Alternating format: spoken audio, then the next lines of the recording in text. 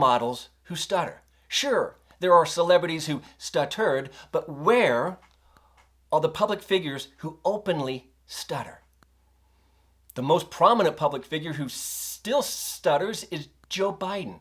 Yet, Joe Biden rarely ever talks about his stutter. And when he does talk about it, he routinely says he used to stutter. Earlier in 2020, John Hendrickson from The Atlantic magazine wrote a very thought-provoking article about Joe Biden and his lifelong struggle with stuttering. In the article, Joe opened up and shared a lot of deep emotional feelings about stuttering. Perhaps the reason why Joe opened up about his stuttering is because the author, John Hendrickson, also stutters. The article has been read by over 1 million people around the world, and it has sparked a narrative within the media to discuss stuttering and the stigmas people who stutter face in the world. Hi, I'm John Moore.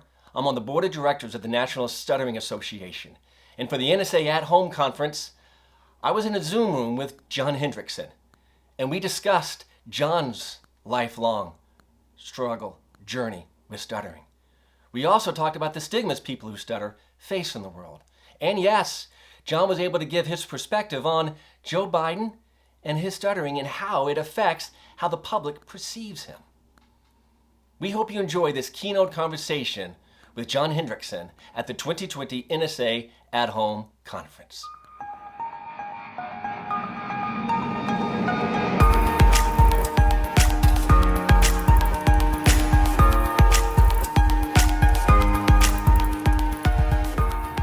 Okay, so I first found out about you, of course, last fall when the article dropped. And I also then found out about you too by turning on the television set and seeing you being interviewed live. And John, I got to tell you, it had a huge impact on me because we so rarely ever see people with a confident stuttering openly on camera. So I have a question for you. How does it feel to be a role model for people who stutter?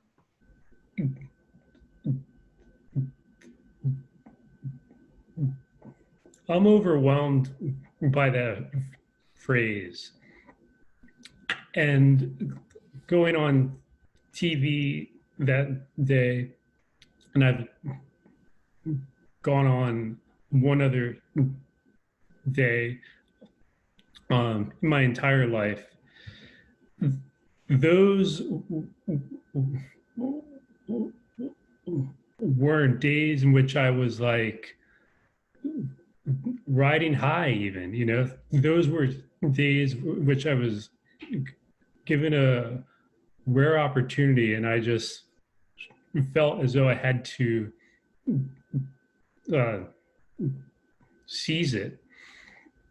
And I don't think the success of the Biden piece or the conversation that ensued in the months since that piece was published, I don't think any of it has to do with me. And I think only a small amount has to actually do with Joe Biden. I think Biden and I were merely vehicles for people to express topics and feelings and emotions that have long been buried. So I'm honored whenever any person who stutters reaches out to me to share their story.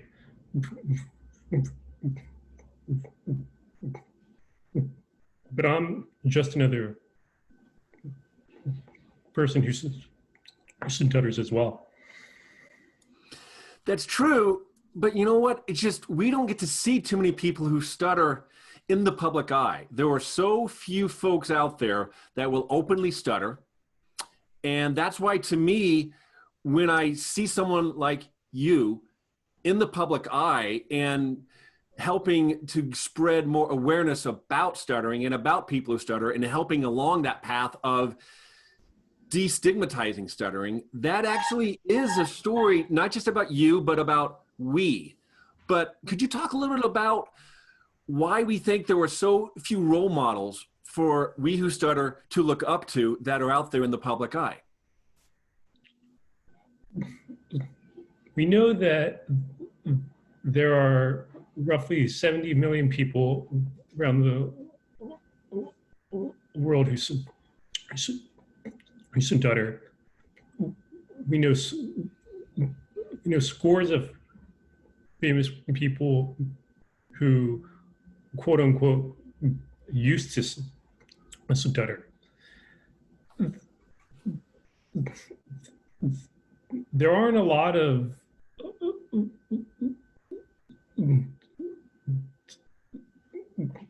prominent adults who are putting themselves out there in public situations, almost because there isn't any precedent and it's not normalized. I think it is going to take just more and more people like myself with noticeable fluency, just saying, okay, this is how it is. I have things to say, warts and all, and that has to be enough. So the normalizing of stuttering is one where, I mean, how I usually address is the fact that I've had many years where I've found certain ways to minimize my stutter. And I feel as though I do that, and I've kind of trained myself to do that, good or bad. But the normalizing of our speech, of our disfluency, is something there that I think is becoming a trend, that more and more people are not trying to fix their stuttering, but rather they're trying to live a rich life with a stutter. Is that what you are also seeing? Many people I interviewed for my article about Joe Biden told me exactly that. And that was admittedly a relatively new concept for me. I went to therapy growing up. I go through different periods and waves of fluency and disfluency. Certainly certain situations greatly impacted, like talking over Zoom. You know, when our conversation's over here and I close my laptop, I'll be a lot more fluent. And I think a lot of other people who stutter, particularly in the age of video chat every day now during the pandemic, they probably feel that way as well. I had a team meeting about an hour ago, and there were a dozen of us over Zoom.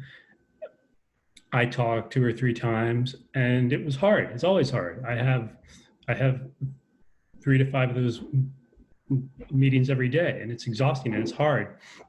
And I am just more disfluent in this environment, or over the telephone than I am in person.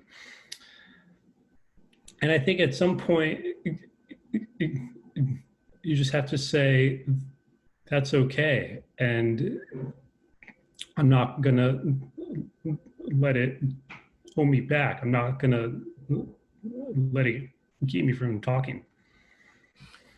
And John, that's exactly why I see you as being a role model, is because more of those folks that are following us, they need to hear that it is okay to stutter, and that you can achieve practically anything you would like to achieve, despite the fact that you don't talk fluently all of the time. Absolutely. Let's go back to Biden here. Talk a little bit about the pitch process to get that story green-lighted. When I first arrived at the Atlantic at the end of April 2019, my whole first week consisted of introductory meetings with all the other editors, all the other departments, and any person who stutters knows how tough those introductory meetings are.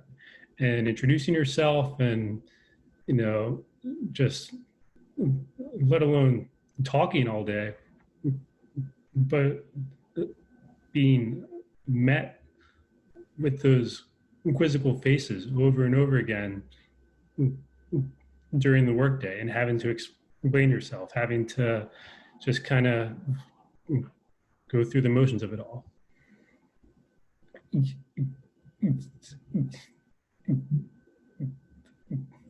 In one of those meetings, it was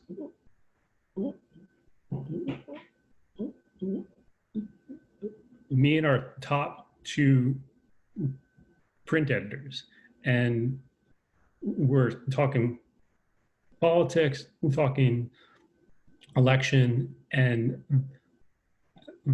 they asked if I had any long-term project ideas, and namely ideas that would be relevant, kind of independent of the ups and downs of the daily news cycle. And I said, well, there's this one idea I've had for a while, and I explained it, and they were instantly interested, like that. And that doesn't happen often at all. It typically takes a lot of convincing, takes a lot of deliberation, a lot of, molding of an idea, but they just instantly understood the pitch, and they immediately asked me to get rolling on it. Biden's camp, on the other hand, were slightly less enthusiastic at first. So less enthusiastic, but you ultimately got the opportunity to sit down with Joe Biden and to talk. And I know that he many times uses "I used to stutter." And I think we who stutter, we can pick up on all of these small little things, that we know what someone's doing to avoid a stutter, or we know that, oh, that's a secondary, that's a stutter, and all that stuff. So how did it bother you as a person who stutters when Biden routinely says, "I used to stutter"? That's an interesting question. Being a person who covers politics, you can never get too close to the source. You can never get too close to either party. And I think a lot of political journalists will tell you, like, these candidates are regular people too. And that's important to keep in mind. Like, granted, Joe Biden at this moment, and at the time I interviewed him, is maybe one of the top 5 most famous people on earth.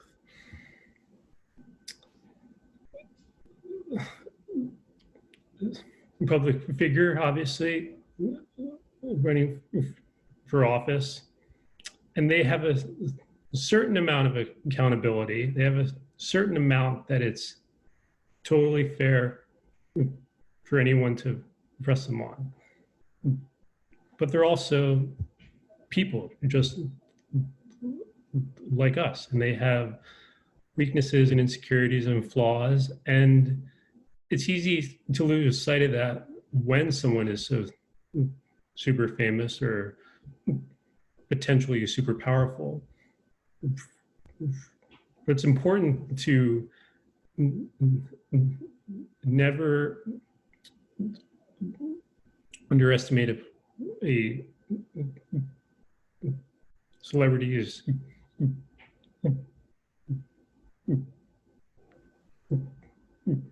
humanity. And it's important to remember that they don't necessarily owe you anything as much as you may think they do.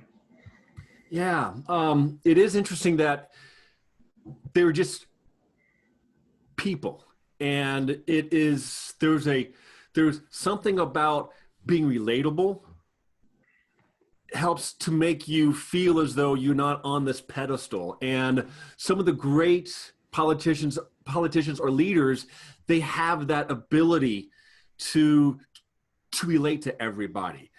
But that's also why I am more and more challenged by how Biden seems to avoid wanting to make himself relatable. No one is perfect. And by him showing some vulnerability and talking about his stutter, like, I'm assuming that you saw his town hall on CNN, to where he spoke about his stuttering for like 10 minutes. Mm-hmm. And that seemingly was, I saw that piece and I went, that's a different side of Joe Biden than I've ever seen before. What did you think about him showing that side of himself and opening himself up to talking about deep emotions he has about his stutter? I think this whole thing is a journey. And where I was with my comfort talking about my stutter, my disfluency, last year compared with this year, it's almost a 180. Where Joe Biden was at the time I interviewed him, which happened at the end of August of last year, to that CNN town hall you're referencing, which happened in January, to an interview with Trevor Noah, the Daily Show, a week ago, in which he said, sometimes my old stuttering days come back, and laughed it off. And he said that sentence lightly, but without a lot of emotion, without a lot of weight. But all of that time, what's that, from last summer to essentially the beginning of this summer, I think he has come a long way gradually and in little bursts. And I think it will continue. So we know that perceptions matter, especially with politicians and leaders. And when we hear some labels that get attached to Joe Biden for some of his gaffes, some people will use the word he's in cognitive decline. They will also use the word, does he have the mental fitness to be president? And it's based upon someone who is not 100% fluent or someone who is able to really speak sort of eloquently. How do you interpret that, and with the perception of society for folks who stutter, or for folks that, for Joe Biden, that sometimes he gives a runaround when he answers questions, and we can kind of read in between the lines. We know that he's trying to find the word to say, trying to see how he can express himself without getting caught up in a major block. That perception matters, especially when you get labeled, oh, he's not mentally fit because he talks weird, or he's in cognitive decline. Talk a little bit about that. The cognitive decline narrative has existed since he entered this race. Last April, and it intensified around the time that Bernie Sanders was poised to drop out, and a lot of Bernie Sanders supporters were pushing that narrative, and Donald Trump supporters obviously push that narrative as well. I'm not a doctor. I don't feel qualified to make any sort of diagnosis about a person's mental state. I also feel minimally qualified. I don't feel overwhelmingly qualified to point out or acknowledge when a person is stuttering. But I think that my lived experience and your lived experience, and any person who stutters who's watching this, we've all seen and felt the same things. We all exhibit a lot of the same secondary behaviors or versions of them. So it is easier for us to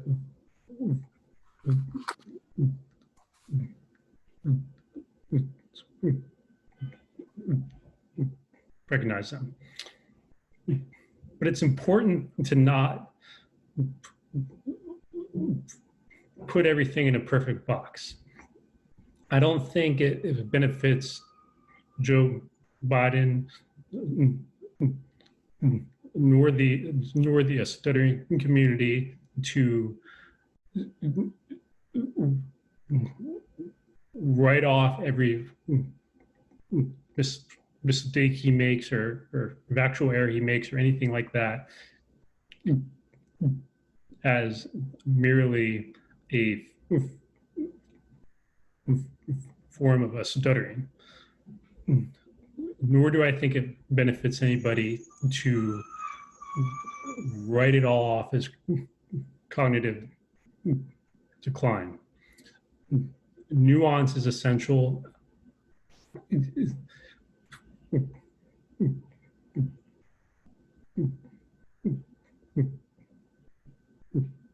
but it's hard to come by, obviously. Yeah. There were 2 points within your article that kind of stuck with me, and I would love to get your perspective on it. In the piece, you write, stuttering can feel like a series of betrayals. Talk about that. As I was reporting this article, I interviewed, I think over 20 people for it, and I went down to DC to interview Biden. I followed him on the campaign trail in New Hampshire. I went to an event in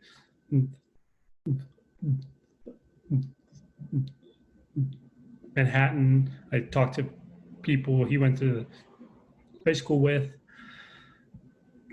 As I was weaving it all together and I was going through drafts, I was also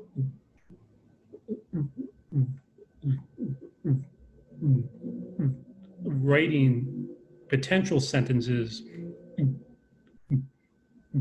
on my phone on the subway to and from work. And I was just kind of conjuring memories and feelings and emotions. And I think that sentence and that paragraph is one I typed out, on a crowded Q train crossing the Manhattan Bridge one evening. I think the word betrayal fits because of, above all, stuttering makes you feel very alone. Yeah, that alone feeling, the isolation, because actually when I grew up, I didn't meet anyone else who stuttered till high school. And John, I have to tell you this, we never talked. Me, the other person in high school, never talked. And I look back on it and I blame myself because I know how valuable it is to not feel alone. And here it is, 2 people in a high school of 900 folks, and I shake my head and going like, I wish I was further down my stuttering path and I could have talked with Jason. We never talked. Shocks me. Why do you think that is? Because of course, being at that age, you haven't come to terms that it's not a problem and is not something to be ashamed of. And I also think too is seeing him speak, I saw myself speak, and I didn't like that. I just didn't like that because I started to realize what people had to realize or had to experience when I talked. My stutter then was a lot stronger than it is now.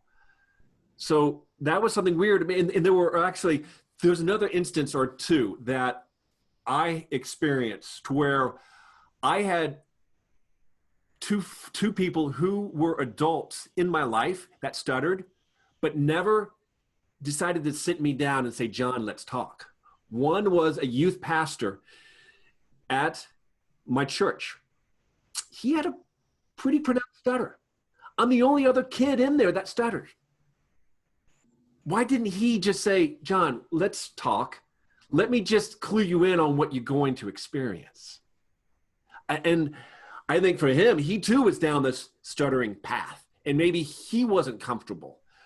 But that's why I today take it as a point of, if I meet someone else who stutters, I'm going to try to have a meaningful conversation with that person because I want to make their life a little bit smoother than what my life was, at least to give them a glimmer of hope. I admire that. I think people avoid talking about it because the primary emotion we associate with it is pain. Mm-hmm. Pain, embarrassment, mm-hmm. shame, loneliness. And we don't want to feel those things when we don't have to. And we often choose to just not to talk about it. And we often choose to bury it, suppress it, use past tense verbs like I used to stutter. Everyone has their own coping mechanisms, and I think it's important not to judge anyone's coping mechanisms, but to just tell them there's another way.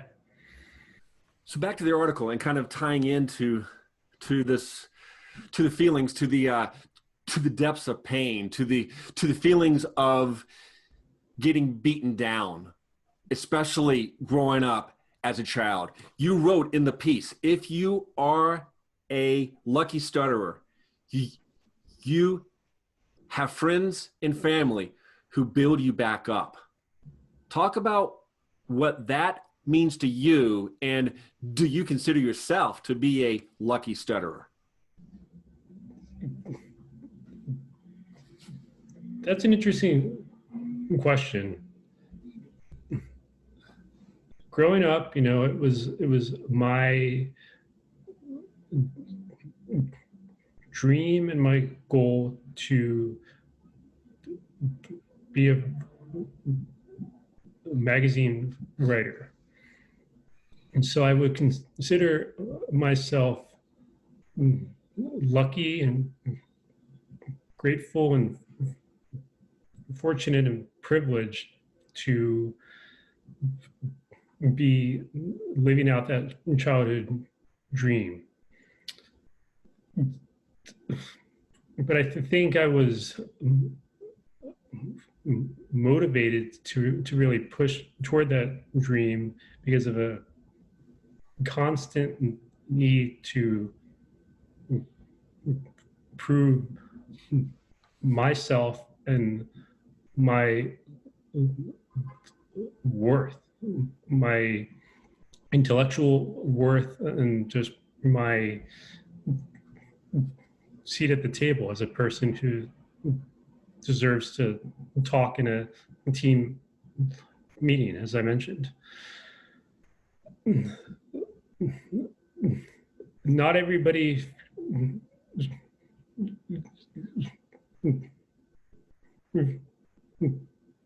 feels that way growing up.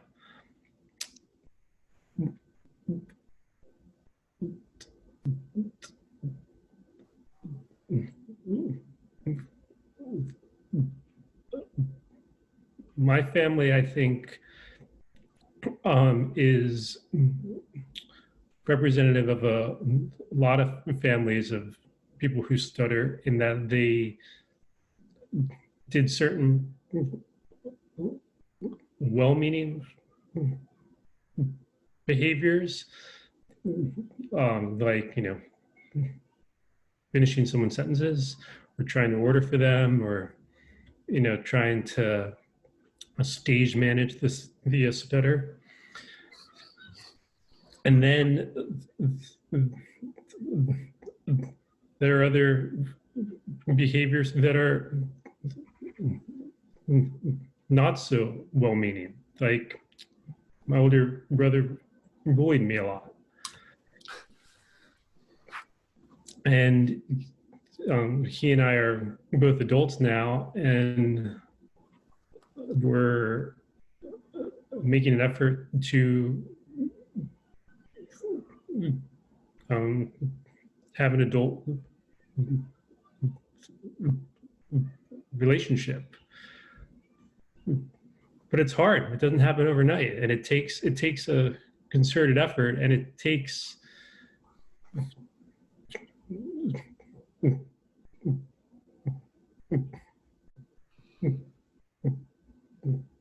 forgiveness on behalf of the person who stutters, and that's hard, but it's on us to keep like living these full lives, these whole lives. And I think part of that journey really is forgiveness. I can totally relate to some of that, John. I have an older brother, and he was a really good athlete. He was big, strong. I was tall, skinny. Was always a competent sort of athlete, but never really good. My brother would bully me. And funny thing is that he lives with a covert stutter. Wow. And I don't think he would ever admit that he stutters, but he does. I know it. It's there. Stuttering runs in our family. My dad, as a kid, stuttered, grew out of it through adolescence. My brother is probably the most competitive person I know. And that competitive streak, I think he pushes it, or that's what pushes him to be covert about his stutter, is that he's going to work 4 times as hard as anyone in a certain way. My brother and I we have become good friends. So I can tell you that there is going to come a time that you will totally patch things up. And I know deep down inside, my brother regrets a lot of it. I know that. It's hard, and it gets back to your question about Joe Biden. Like, it's very easy to view certain people in our lives or people outside our lives as cardboard cutouts. But the reality is they're very nuanced, flawed humans as well. And we have an obligation to accept people, warts and all, if we want them to accept us that same way. Yeah. So for you as a child, talk about your childhood. So where'd you grow up, and what were some of the fun things you did, and some of the things where you might have started to realize that, oh, my speech is going to have an impact at some point in my life?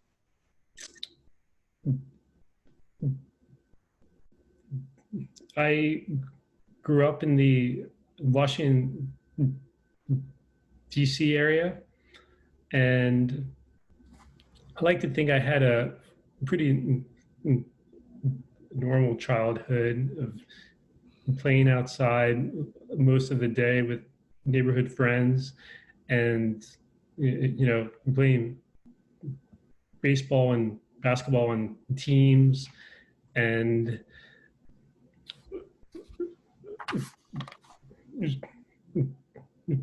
feeling like a kid, especially when I wasn't called on to say real out in class or to introduce yourself on the first day of camp. But once I was out there on the basketball court, my stutter didn't matter at all. I think I first felt notably different around kindergarten, when a school professional pulled me out of class and took me to this little windowless room in the basement of the school to fix my speech problem. It's always a problem. It's always my problem. And they avoided the word a stutter. It was and is to a lot of people an uncomfortable word. It lands with this. It kind of makes people shiver a little bit. I went through all different types of therapy and waxed and waned in my fluency, but it never went away. And as I kept getting older and approaching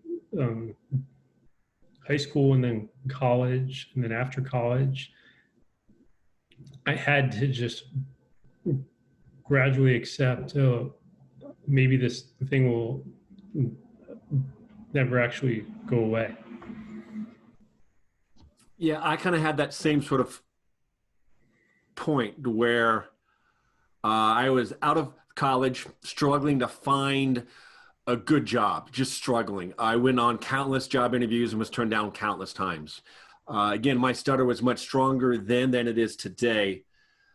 But my speech today is better because of that pivotal moment where I just finally admitted to myself, I'm going to talk like this for the rest of my life. And if I'm going to do that, I might as well not let it stop me from doing what I want to do. I'm going to go back here, and I know that you said that you had a dream to be a journalist. And I give you credit for following that dream. I had a dream as a kid of wanting to be a sportscaster. Not being a sportscaster, that ain't going to happen. So then my dream turned to, I'll be a sports writer. John, I took a journalism class in high school. Guess what I ended up doing after being in class for 2 weeks, realizing that to write a story, I have to interview people. I said, I quit. Yeah. I avoided it. And I can look back, and that's what's amazing about our stutter journeys. We can look back on it and we start to see these pivotal times that have helped to shape us. Our stuttering doesn't define us, but it shapes us. And that's why I give you credit, because you said, I'm going to try to become a journalist, stutter and all, because that's what you get with me. And so were there at some points there that you started to question yourself of, could you really become a journalist? Many, yes, many points. And a very large part of me wanted to avoid even writing this Biden story. And a very large part of me wanted to avoid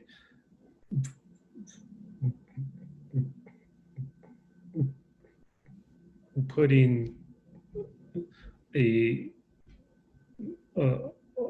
lot of myself in the story.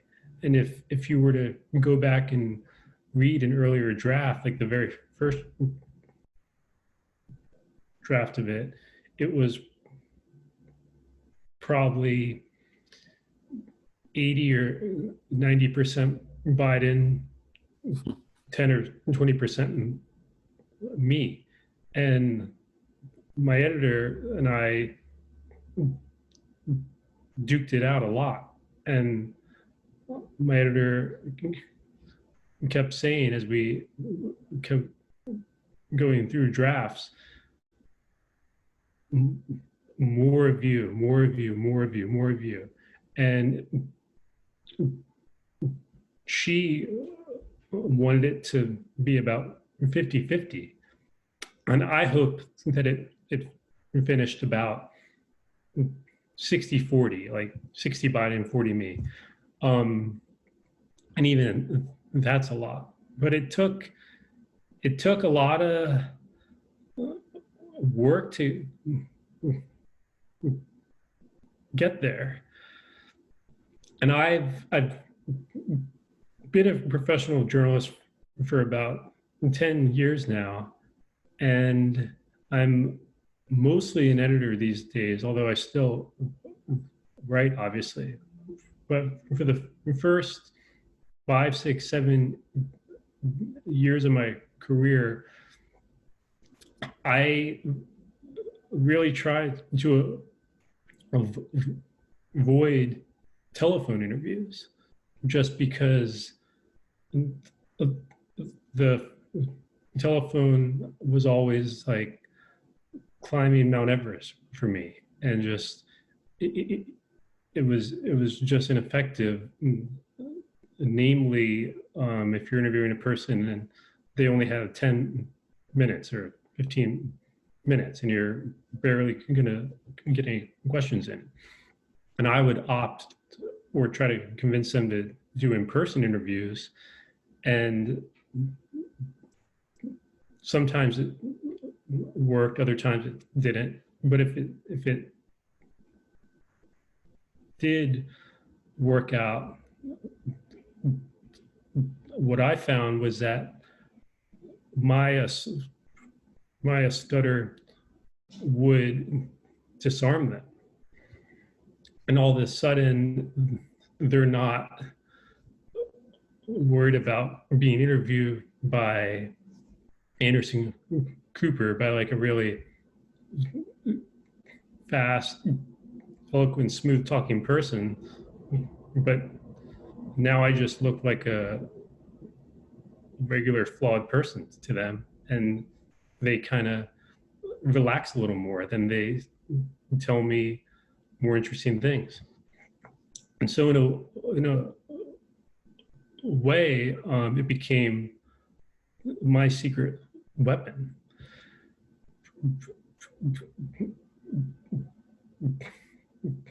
But it was hard, and I still get exhausted doing phone interviews. I get exhausted doing Zoom interviews like this, and it's only a little bit better than it was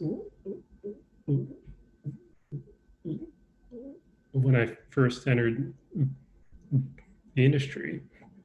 And I just have to just wake up and keep going every day. That's an interesting choice of words, that stuttering is your secret weapon. That stuttering makes you a better writer. That stuttering makes you a better person. Talk a little bit more about how stuttering, that you see the benefits to your life of being a person who stutters. The supreme irony of my stutter, and I think for a lot of other people who stutter, is it's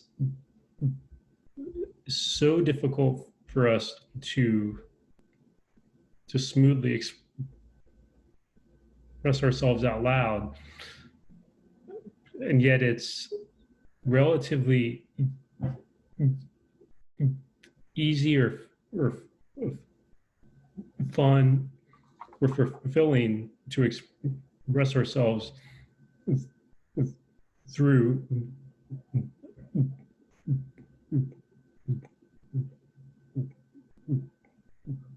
writing.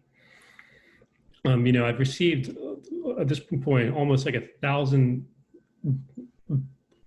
letters about the Biden article, and mostly from people who stutter, and they're all amazing writers.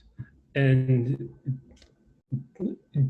you and I have emailed, and you're a great writer. And there's just something about that control that I think people who stutter feel on the page. And it doesn't only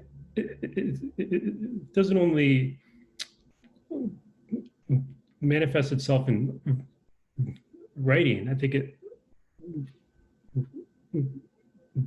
manifests in music, drama, other types of creative expression.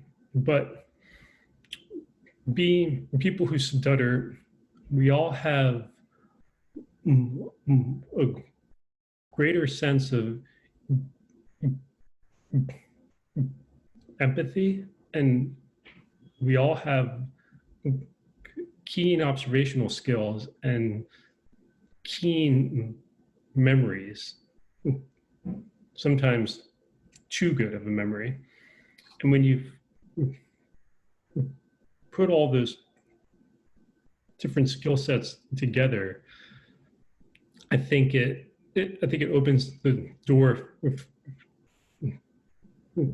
for some really meaningful creative expression. And I think that is well said, well articulated. I'm going to close this out with a question that I asked at the start. How does it feel to be a role model for people who stutter? How does it feel, John? My goal is just to wake up and live and work and be a partner, be a family member, be a friend, and feel like I'm doing all those to the best of my ability, and to feel like I know and love the person doing those actions. And I don't feel that way every day. I don't feel that way all day. I probably fluctuate a lot as the day goes by.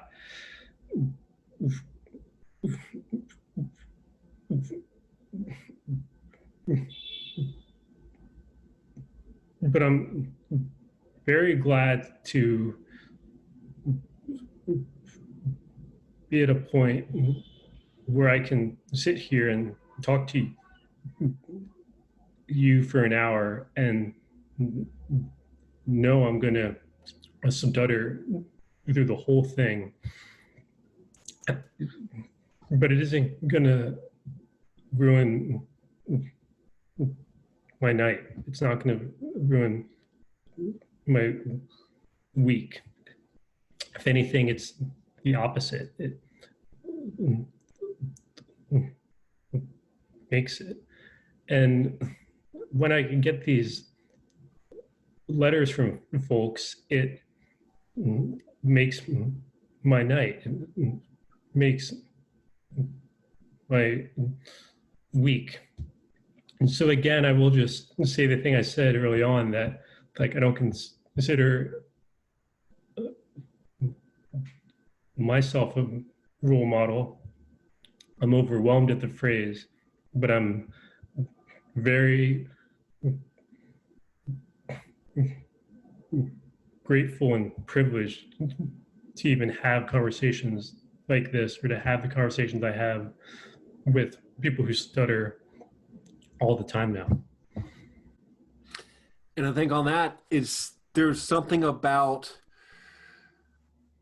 but modeling some of the behavior of it's normal to stutter. We can live normal lives. We can live a regular life while stuttering.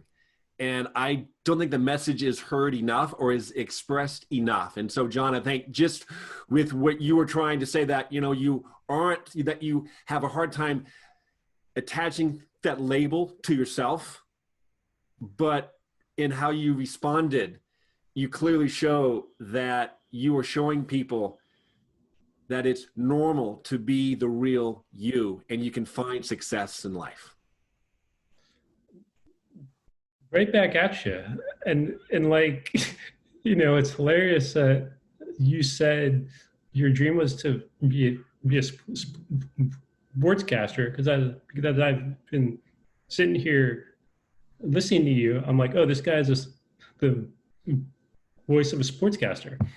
That was the number one thought I have, as we started talking. And I really admire the way you can articulate a lot of difficult things. I appreciate that, John. Thank you very, very much for sharing part of your story.